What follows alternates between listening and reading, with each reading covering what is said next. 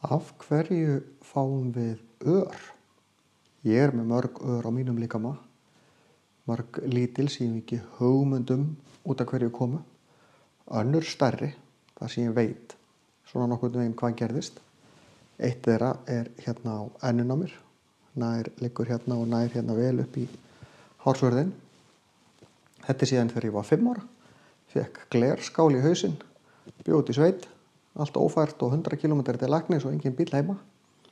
Þannig að mamma þurfti að fá eitthvað til þess að skutla okkur til læknis. Viku seinna þá hljóp ég á steinvegg og þá rifnaði saumurinn frá. Þá myndaðist fyrir nýr skurður við hliðina og aftur allt ófært og pabbi var ekki kominn heim. Þannig að það þurfti aftur að fá sama mannin til þess að skutla okkur. Og ég endaði á spítala því að það þurfti að gera aðgerð á þessu til þess að taka gamla sárið í burtu og koma þessu saman.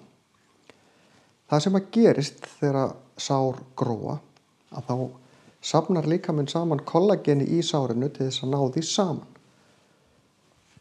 Og það myndast þarna nýr vefur.